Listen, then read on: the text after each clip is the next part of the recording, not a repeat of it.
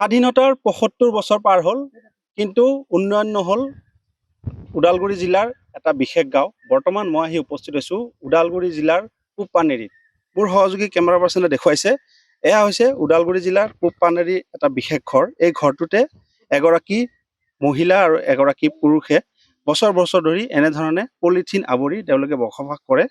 কোনো ধৰণৰ উন্নয়নৰ ছবি তেওঁলোকক কিন্তু ঢুকি পোৱা নাই, না কোনো চৰকাৰী আঁচনি, না কোনো চৰকাৰী সুবিধা। এতিয়ালৈ তেওঁলোকে কোনো ধৰণৰ সুবিধা লাভ কৰিবলৈ সক্ষম হোৱা নাই।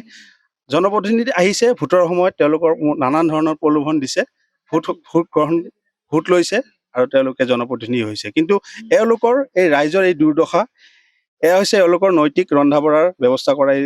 ইয়াতে এনেধৰণে তেওঁলোকে নৈতিক ৰন্ধা বঢ়া কৰে। মোৰ লগত আছে মহিলাগৰাকী, মই তেখেতৰ পৰাই পোনে পোনে কিছু কথা জানিম। কি ক'ব বাইদেউ, আপোনালোকে কোনো ধৰণৰ চৰকাৰে একো পোৱা নাই, অলপ কিবা অলপ সহায় একো দিলে মানে ভাল পালো হয়। মই এতিয়া ইমান বছৰ হ'ল ভাঙা ঘৰটোত আছো, আমি একো বস্তু পোৱা নাই। ভোটৰ নাম চাম দিলে, ভোট দিলেও, মিটিঙত দাউলেও একো বস্তু আমি পোৱা নাই এতিয়ালৈকে। মানুহ পাবা, মানুহগিলা ২-৩টা ঘৰ পাইছে, আমি কিয় নাপাওঁ? আমাক কিবা এটা ব্যৱস্থা কৰি দিয়ক আৰু চৰকাৰৰ পৰা তাড়াতাড়ি ঘৰ এটা বনাই দিয়ক।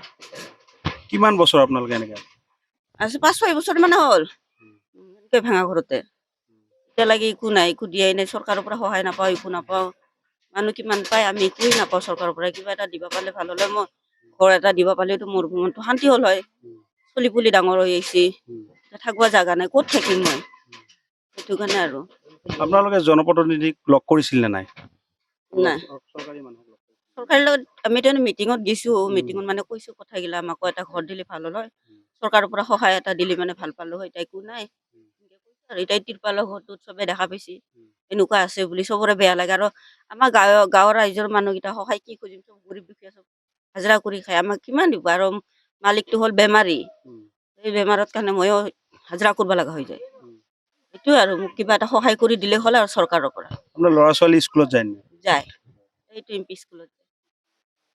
হয়, ক'ব লাগিব অতি দুখজনক কথা। এনেধৰণে এজনী মহিলা, এজনী পুৰুষে ইয়াতে বাস কৰে, বছৰ বছৰ ধৰি এনেধৰণে পলিথিন আৱৰি তেওঁলোকে বাস কৰে। কোনো ধৰণৰ চৰকাৰী আঁচনিয়ে তেওঁলোকক কিন্তু ঢুকি পোৱা নাই। মই গাঁওবাসী আছে, মই গাঁওবাসীক সুধিম পোনে পোনে, কি ক'ব এওঁলোকে এনেকৈ ধৰণে চৰকাৰী আঁচনি নোপোৱাকৈ আছে? একো পোৱা নাই আজিলৈকে। আমি সৰুৰ পৰা ডাঙৰ হ'লো, একো পোৱা দেখা নাই এতিয়ালৈকে। সকলোৱে পাইছে কিন্তু ইয়াতে গাঁৱে গাঁৱে।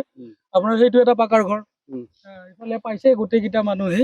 আমি এঘৰতে কেইঘৰমান পোৱা নাই ইয়াতে। একেলগেতো বিশেষকে দৰিদ্ৰ একেলগে পাব লাগে, একো পোৱা নাই এতিয়ালৈকে। না কাৰ্ডৰ হেৰি পাই আছে, চাউল পাই আছে, না আপোনাৰ ক'ৰবা সহায় পাই আছে, একো পোৱা নাই।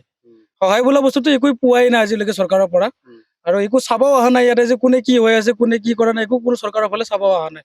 চাব আহিছে যদি দুই এষাৰ কৈ শুনে গুচি গৈছে। নিৰ্বাচনৰ সময়ততো জনপ্ৰতিনিধিবিলাক আহে ইয়াতে? আহে আহে আহে, সকলোৱে আহে, সকলোৱে অমুক দিম তমুক দিম, কিন্তু সকলোৰে একো নাই। হৈ যোৱাৰ পিছত একো নাই। শেষৰ বোলে দৰিদ্ৰই হৈ আছে খালি। কাম কৰিব লাগে, খাব লাগে, বাকী একো নাই। চৰকাৰৰ ফালৰ পৰা একো আঁচনি বুলি ক'লেতো একো নাইয়ে। আপোনাৰ আনকি পানী খাব কুঁৱাও নাই, হয় নে নহয়? পানী খাব কুঁৱাও নাই আনকি সিহঁতৰ। চৰকাৰৰ ফালৰ পৰা একো আজিলৈকে দেখাই নাই ইয়াতে আহা।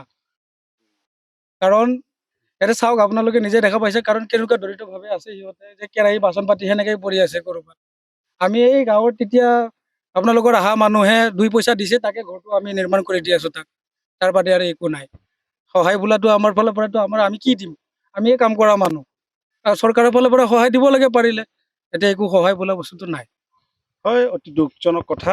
গাঁওবাসীয়ে একলগ হৈ এওঁলোকক এক ঘৰ নিৰ্মাণ কৰি দিয়াৰ চেষ্টা চলাইছে। কোনো ধৰণৰ জনপ্ৰতিনিধিৰ কিন্তু এওঁলোকৰ খবৰ লোৱা সময় নাই। মই ফাইজুল হুছেইন, ND24।